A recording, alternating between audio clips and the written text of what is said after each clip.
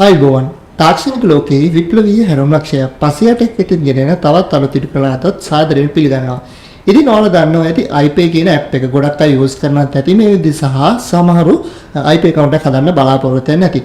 ඉතින් මේ iPay account එකක් හදන්න බලාපොරොත්තු වෙන ඉන්න අයට සහ iPay account එකක් දැනටමත් භාවිතා කරන අයට app එක පිළිබඳව සියලුම දේ මම මේ වීඩියෝ එකකින් ගෙනවා. ඒ කියන්නේ මුලින් ඉඳන් කොහොමද account එකක් හදන්නේ ඊට පස්සේ account එක තුල ගනුදෙනු කරන්නේ සහ අනිකුත් වැඩි විස්තර ගැනත් මේ app එකේ කරන්න පුළුවන් අපි කතා කරනවා. මේ විදිහට ඔයාලගේ App Store එකෙන් හරි නැත්නම් Google Play Store එකෙන් හරි iPay Sri Lanka කියලා search කරලා මෙන්න මේ logo එකේ තියෙන application එක download කරගන්න පුළුවන්. ඉතින් මම දැනට application install කරලා තියෙනවා. ඉතින් ඊළඟට මම open කියන button එක click කරගන්නවා. ඉතින් ඊට පස්සේ අපෙන් මේ විදිහට අහනවා මෙතනින් login to register ද කියලා අහනවා. ඉතින් ඔයාලට මෙතනදී account එකක් තියෙනවා නම් login වෙන්න එහෙම නැත්නම් ඔයාලට පුළුවන් මෙතන මේ අලුතෙන් account එකක් හදන කෙනෙක් නම් register button එක click කරගන්න. ඉතින් ඊළඟට ඔයාලට තියෙන්නේ මෙන්න මෙතන තියෙන tick දෙක දාන්න. ඊට පස්සේ ඔයාලගේ phone number එක සහ email address එක ගහන්න. මම මෙතෙන්දී phone number එක සහ email එක ගහගෙන ඉන්නම්. ඉතින් ඔයා email ඒ විදිහට ඔයාලගේ email එක සහ phone number එක දාලා පස්සේ next button එක click කරලා ඉස්සරහට යන්න. හරි. ඉතින් ඊළඟට ඔයාලට අංක 4කින් යුත් OTP code එකක් එනවා. ඔයාලා අදාළ දීපු phone number එකට. ඉතින් ඔයාලට ඒ code එක මෙතනින් ගහ ගන්න පුළුවන්. ඉතින් මගේ මේ විදිහට ආපු code එක මම ගහලා verify කියන button එක click කරගත්තා.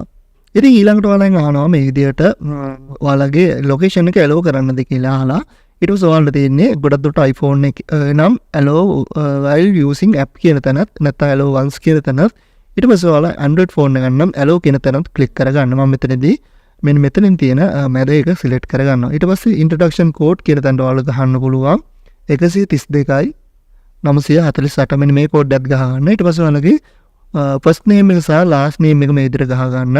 ඔයාලා local කෙනෙක්ද foreigner කෙනෙක්ද කියලා අහනවා. මෙතෙන්දී local කියනවා ශ්‍රී ලංකාවේ පුරවැසියෙක් නම් local පැත්තේ. ඊට පස්සේ ඔයාලා විදේශ රටක ඉන්න කෙනෙක් නම් foreigner කියන පැත්තේ දෙනවා. දැනට මම හිතනවා ලංකාවේ කෙනෙක් කියලා. ඒක නිසා ඔයාලට පුළුවන් local කියන තැන tick එක දාන්න. ඊට පස්සේ ඔයාලගේ ID number එක ගහන්න පුළුවන්. ඉතින් password එක ගහද්දී ඔයාලට පුළුවන් පළවෙනි අකුර මේ විදිහට simple ගහලා ඊට පස්සේ මොකක් හරි symbol එකක් at හරි hash හරි මොකක් හරි symbol එකක් එක්ක අංක 4ක් වගේ ගහන්න. ඒ විදිහට ගහන ඔයාලට පුළුවන් මෙතන register කියන button එක click කරගන්න. ඉතින් ඊළඟට ඔයාලට පුළුවන් මෙන්න මෙතන register කියන තැනට ගිහිල්ලා allow full access කියන එක දෙන්න. ඊට පස්සේ මේ විදිහට අපේ message එකක් ගන්නවා congratulations you have successfully created our iPay account කියලා. ඉතින් ඊට පස්සේ login දීලා ඔයාලට පුළුවන් ඔයාලගේ phone number එක සහ ඔයාලා දීපු password එක ගහලා මෙතෙන්ට log වෙන්න. මම මෙතෙන්දී මගේ phone number එක සහ password එක ගහලා මෙතෙන්ට log වෙනවා. හරි. ඉතින් ඊළඟට ඔයාලට මෙන්න මෙතෙන්ට කැමති pin එකක් දෙන්න පුළුවන්. ඒ කියන්නේ ඔයාලා මෙතනදී app එකට log වෙද්දී සහ ගනුදෙනු කරද්දී වගේ මේ pin එක අනිවාර්යෙන් මතක තියාගන්න. මම මෙතෙන්ට කැමති අංක 4ක මේ විදිහට කැමති pin එකක් ඔයාලට දෙන්න පුළුවන්. මම දැන් මෙතනදී අංක 4ක pin එකක් type කරගත්තා. හරි. ඉතින් ඊළඟට ඔයාලට පුළුවන් explore iPay කියන button එක click කරගන්න. ඊට පස්සේ මේ එන්නේ මේකේ app එක use කරන විදිය. ඉතින් මෙතන පහලින් next click කරලා ඔයාලට බලා ගන්න පුළුවන් කොහොමද මේ app එක use කරන්නේ වගේ කියලා. මම මෙතෙන් දැනට skip කියන එක දෙනවා. ඉතින් ඔයාලගේ bank account එකක් හරි card එකක් හරි link කරන්න කියලා නම් මෙතෙන් මම මෙතනින් remind me later කියන එක දෙනවා. app එකට log වුණාට පස්සේ ඔයාලට මේ ටික මේ විදිහට තමයි app එකේ බලා ගන්න පුළුවන් වෙන්නේ. ඉතින් අපේ iPay account එක සාර්ථකව අපි link කරගෙන තමයි තියෙන්නේ. ඉතින් ඊට පස්සේ ඔයාලට පුළුවන් මෙතන ඔයාලගේ bank account එකක් හරි card එකක් හරි link කරගන්න. ඉතින් ඒ වගේම මම මේ app එකේ කියලා දෙන්නම් කොහොමද මේ තියෙන features එක නැත්නම් මේ තියෙන options use කරන්න කියලා එකින් එකට.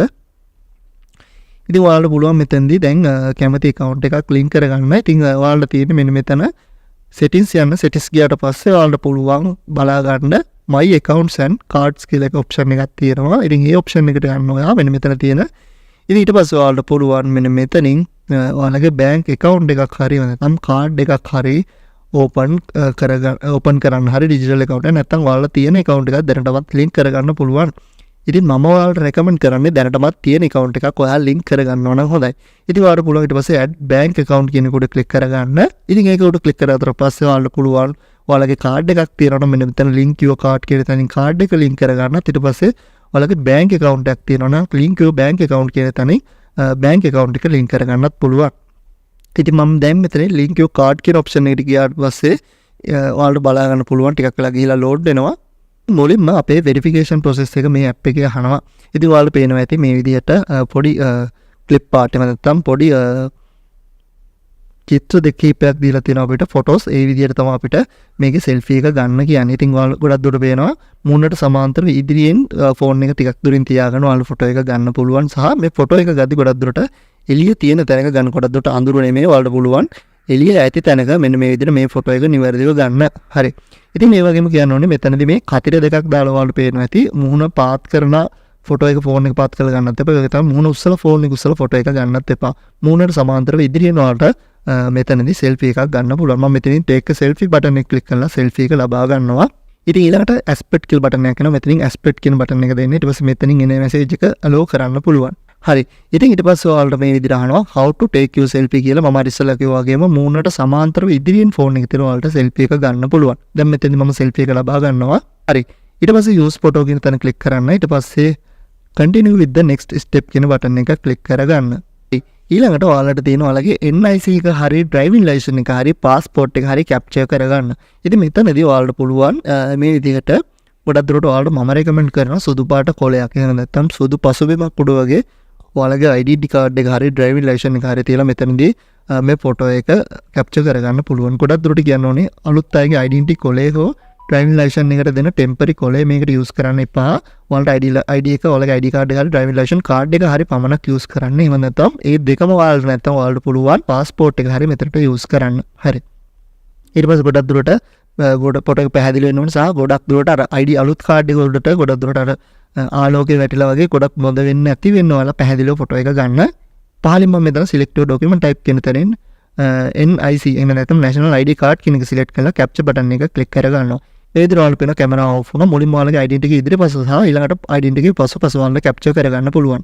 මේ විදිහට ෆොටෝ එක මුලින් ගහගෙන use photo කියන button එක click කරගන්න.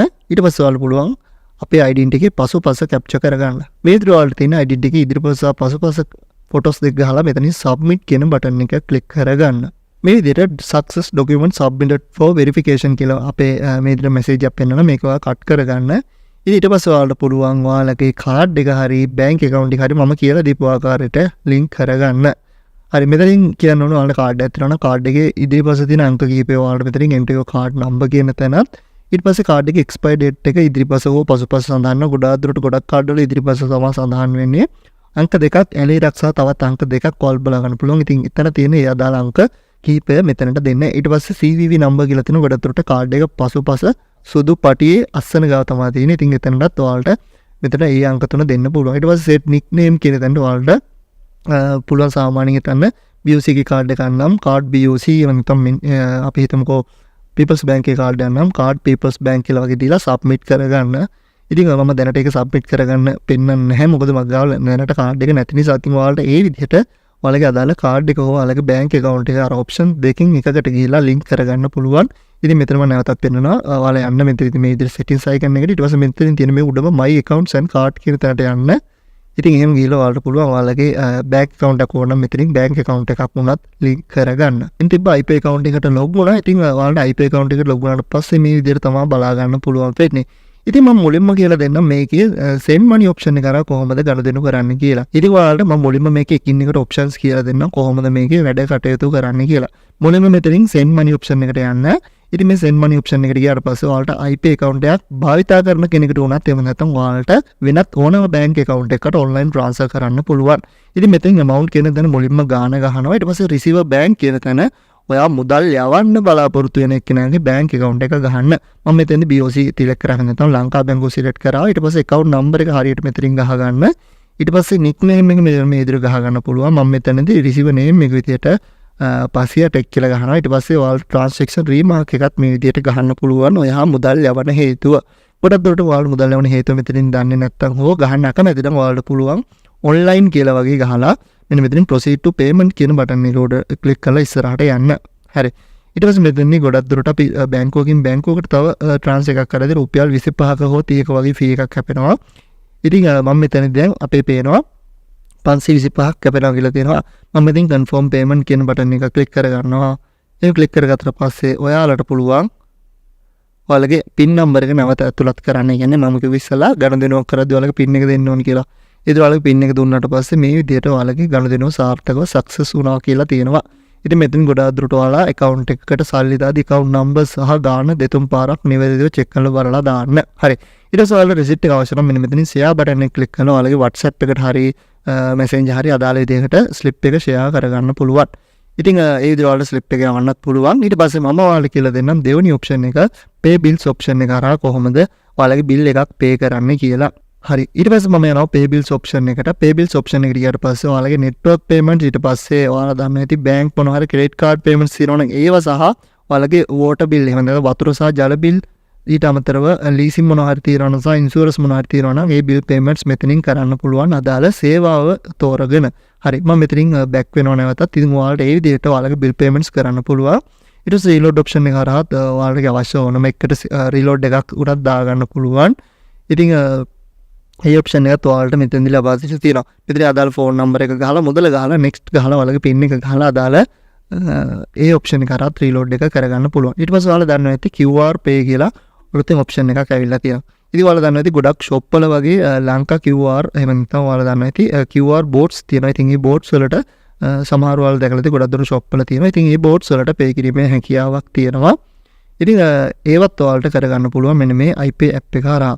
ඉතින් මම දැනට මෙතනින් payment එකක් කරගෙන පෙන්නන්න. ඉතින් ඔයාලට පුළුවන් මෙන්න මෙතන QR pay කියන ඔප්ෂන් එක හරහා ගිහිල්ලා මේ විදිහට ඔයාලගේ QR එක ස්කෑන් කරන්න. එහෙම ස්කෑන් කරාට පස්සේ තප්පර කීපයක් ගිහිල්ලා ඔයාලගේ QR එක ස්කෑන් වෙනවා බලා ගන්න පුළුවන්. හරි, ඊට පස්සේ ගාන මම මෙතෙන් රුපියල් 20ක් විතර ගහනවා. ගහලා රීමාක්ස් එකත් ඔයාලා දෙන්න මොකටද දෙන්නේ කියලා මම මෙතෙන්දි ගහනවා ඔන්ලයින් කියලා. හරි, ඔන්ලයින් කියලා ගහලා pay button එක ක්ලික් කරලා confirm pay දීලා හරි ඒ pin code එක ගාවට පස්සේ ඔයාලට පුළුවන් ඔයාලගේ payment එක සාර්ථක මේ විදිහට ආවා කියලා අපිට බලා ගන්න. හරි, මම නැවත back to home යනවා.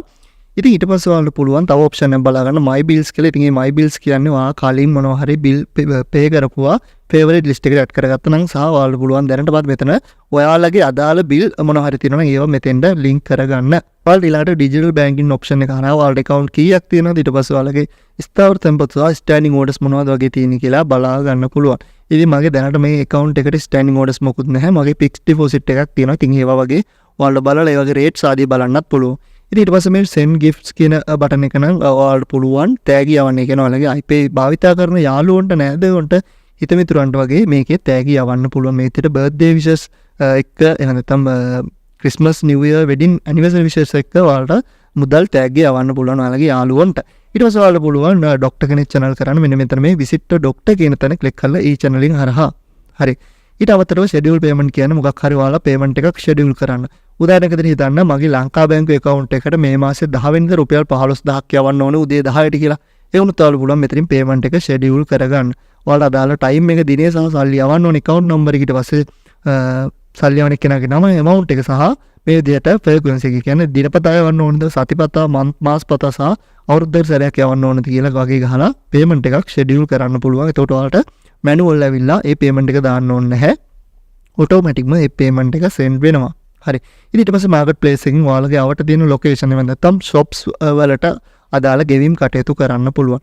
ඉතින් මෙන්න මෙතනින් your current location කියන තැන වගේ දීලා all දීලා ඔයාලට පුළුවන් මෙතන ඔයාලගේ අවට තියෙන iPay merchant ලට ගෙවීම් කටයුතු සිදු කරන්න. ඊට පස්සේ split bill කියන්නේ ඔයාලා හිතන්න මොකක් හරි bill එකක් group එකක් නැත්නම් වගේ යාළුවෝ කීප දෙනෙක් අතර වගේ බෙදා ගන්නවා නම් ඔයාලට පුළුවන් මෙතෙන් ඔයාලගේ තව යාළුවෝ ඇඩ් කරලා bill එක ගෙවන්න. උදාහරණයක් විදිහට හිතන්න යාළුවෝ 4 දෙනෙක් එකතු වෙලා restaurant එකකට ගිහිල්ලා කෑම එකක් කාලා ඒකේ bill එක රුපියල් 1000යි නම් ඔයාලට පුළුවන් යාළුවෝ 4 දෙනෙක් වගේ ඉන්නවා නම් 250 ස්ප්ලිට් කරලා මේ bill එක ගෙවන්න.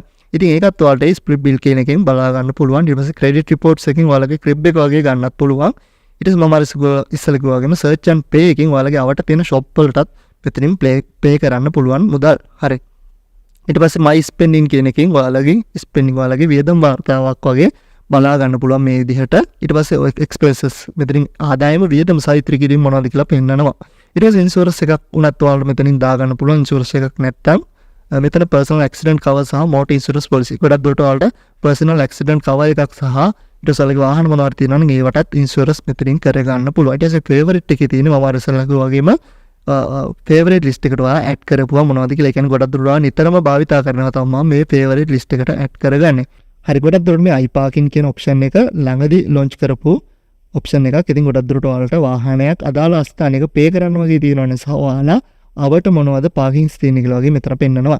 ඉතින් ඒ විදිහට තමයි ඒ ටික පෙන්නන්නේ. ඉතින් මම ඔයාලට කිව්වනේ ඉස්සෙල්ලා QR payment එකක් ගන්න කරන්නේ කොහොමද කියලා.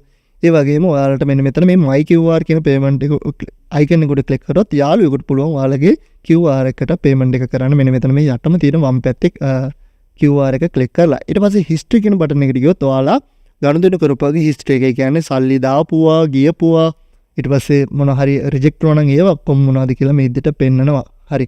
ඊට පස්සේ my wallet කියන තැන ක්ලික් කරගත්තට පස්සේ ඔයාලගේ අද bank account link කරලා තියෙන card link කරලා තියෙන කියලා මේකේ මේ විදිහට පෙන්නනවා. හරි. ඊට පස්සේ ඔයාලට පුළුවන් settings option එකට ගිහිල්ලා ඔයාලගේ අනිකුත් settings ටික අවශ්‍ය නම් වෙනස් කරගන්න. ඉතින් මේ විදිහට තමයි මේ app එකේ වැඩ කටයුතු කරන්න තියෙන්නේ. ඉතින් එහෙනම් මේ වීඩියෝ එක දාලා ස්තුතියි ඔයාලට අදහස් ප්‍රශ්න යොදලා පහලින් කමෙන්ට් කරන්න. ඒ වගේම ඉස්සරහට මොන වගේ වීඩියෝස් වුණා ඒවා ඔයාලට පුළුවන් පහලින් කමෙන්ට් කරලා එකතු වෙන්න. එහෙනම් මේ වගේ තාත්තා අමෙරිකාව හමුවෝ සියලු දෙනාටම සුබ අනාගතයක් ජය වේවා. මම පසියටෙක්